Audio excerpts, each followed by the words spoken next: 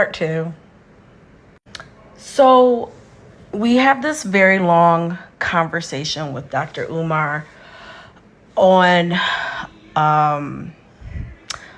what street was, I think that was ninth? No, I think that was 75th and no, not 75th and Jeffrey. Maybe it was 79th and Jeffrey. If you're from Chicago, you're gonna know what I'm talking about. There is an old Catholic school on the northeast corner, and it's on Jeffrey, and across the street on the southeast corner is a Walgreens. Well, the event took place in a multi-purpose room at that school, and this was the summer of 2013. Yeah, it was. It had to be the summer. Yeah, it had to be summer 2013. Yeah. So we were at that school. I think that's the school that, like, back in the 80s, Oprah, like, adopted or something, and then she just, like, I don't know, like, stopped adopting the school. I don't know. But anyway, back to the point. So we were standing in the parking lot after the event. It was my husband at the time, Dr. Umar, me, and a bunch of us people from the African village. And I believe Nzinga came to that event. Nzinga, were you there? I think she was. I think I remember her in the parking lot with us. But anyway, we were talking to Dr. Umar about our school, Watoto Wetu Academy. And he seemed genuinely proud of us and excited. And this is when he was, like I said, collecting very large sums of money for his all black boys academy that was supposed to take over the campus of the HBCU that had just closed down in Virginia, in the Commonwealth of Virginia. I forgot the school's name, but anyway, he was due to buy that land. And I think at the time, this is summer of 2013. Okay, so we're talking 11 years ago. I think some of us have forgotten how long he's been doing this.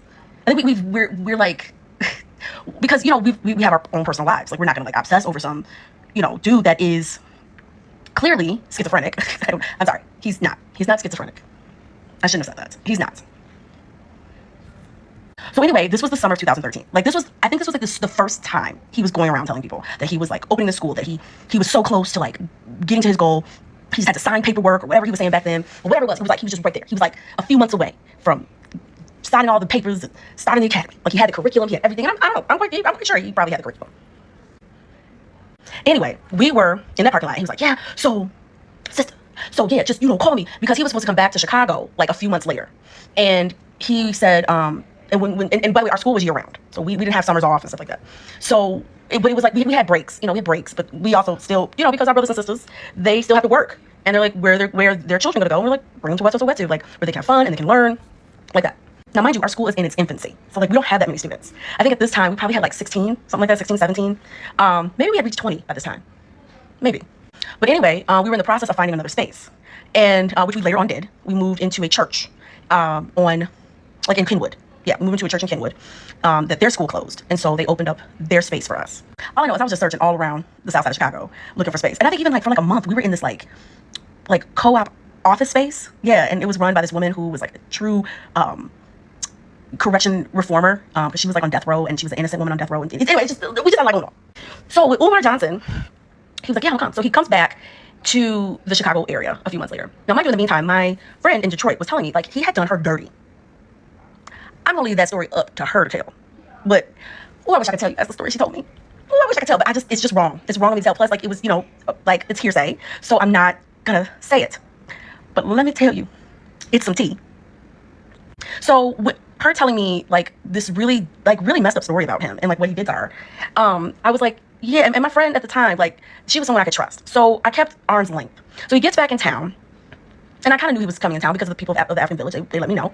And I call him ahead of time because, you know, it's that telephone number he gives out to everybody. He gives that number out to everybody. You ain't special. So I call him and I'm like, oh, you know, just let you know, because I know you're going to be in Chicago for this amount of time. Please feel free to come by. Call me first, because we got people's babies. And by the way, like, the parents of the school, they were always alerted, you know, for different things. And if Umar was definitely going to come by, we would have alerted them. We were like, you know, Umar's coming tomorrow, or Umar, you know, because we were a small group of African-centered parents. So we were all about village building and communal learning and communal just space. So anyway, so I called him and I left, like, I think 2 or 3 messages. Nothing.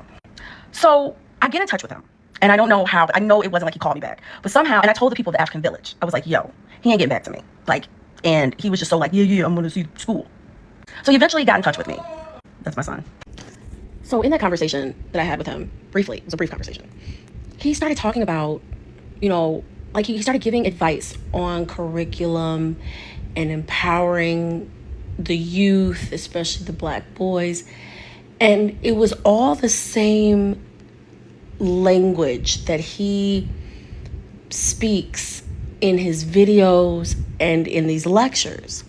And I realized then that he had no intention of ever coming by the school, nor he had no intention of creating a school because of the things he said in that phone conversation. Yeah, part 3.